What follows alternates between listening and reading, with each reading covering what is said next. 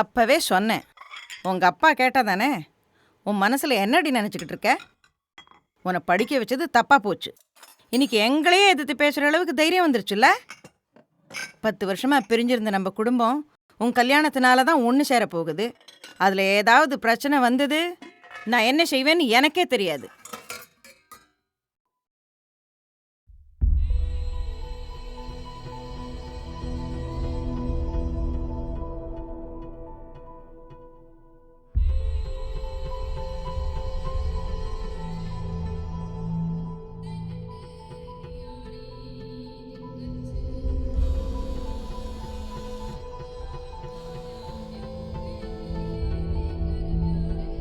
யாரா ஃபோனில்?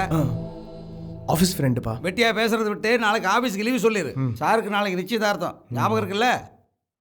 ஞாபகம் இருக்கணும். ஓகேப்பா. சொல்லு ஷாலினி.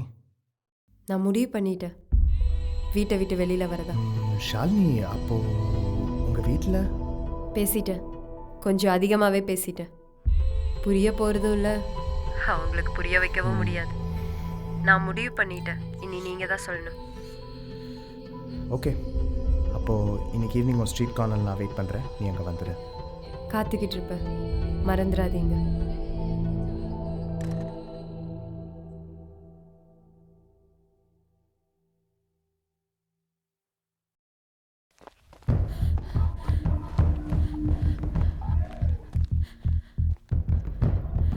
அரவிந்த், எங்கள் வீட்டில். ஷாலினி, இங்கே எதுவும் பேச வேணாம், ரிஸ்க்கு. வண்டியில் இரு, கொஞ்சம் தள்ளி போய் பேசிக்கலாம்.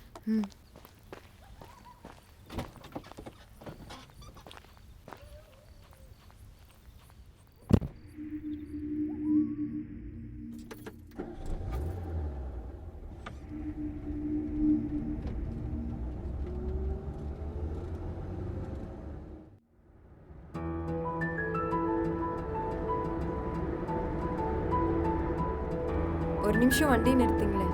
சரி.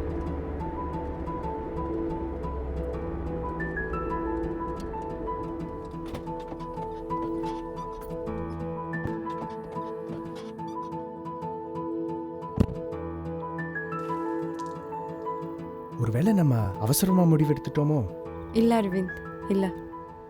நான் எவ்வளவோ ட்ரை பண்ணியும் அவங்க என்னை புரிஞ்சிக்கவே மாட்டேங்கிறாங்க. வாழ்கிறதுக்காக அவங்க நமக்கு கல்யாணம் பண்ணல. பிரிஞ்ச சொந்த சேர்றதுக்கும் இருக்கிற சொத்து விட்டு பிரியாமல் போகிறதுக்கும் தான் இந்த கல்யாண சடங்கெல்லாம். உண்மைதான் ஷாலினி, நம்மளை பெற்றவங்களுக்கே நம்மளை புரிய மாட்டேங்குது பாத்தியா? என்ன சொல்கிற அரவிந்த், உங்கள் வீட்லேயும்? ஆமாம், எவ்வளவோ பேசி பார்த்துட்டேன். சொன்னதையே திருப்பி திருப்பி சொல்கிறாங்க. அவங்களுக்கு அவங்க பிடிவாதம் வரட்டுக்காரரும் முக்கியம்னா நமக்கு நாம தானே முக்கியம். சரி, பாம்பேயில் உனக்கு யார் இருக்காங்கன்னு சொன்ன? எங்கள் ஆண்டி அங்கே இருக்காங்க. அவங்களுக்கு என்னை ரொம்ப பிடிக்கும். சின்ன வயசுலேயே என்னை தத்தெடுத்துக்கணும்னு ஆசைப்பட்டாங்க. பட் எங்கள் வீட்டில் ஒத்துக்கல. உனக்கு ஏதாவது பிரச்சனைனா என்கிட்ட வந்துடு, நான் பார்த்துக்கிறேன்னு சொன்னாங்க. அவங்க இருக்கிற வரைக்கும் எந்த பிரச்சனையும் இல்லை. சரி, உங்களுக்கு கொல்கத்தாவில் யாரை தெரியும்? அங்கே என் க்ளோஸ் ஃப்ரெண்ட் இருக்கான், ஒன்றும் பிரச்சனை இல்லை.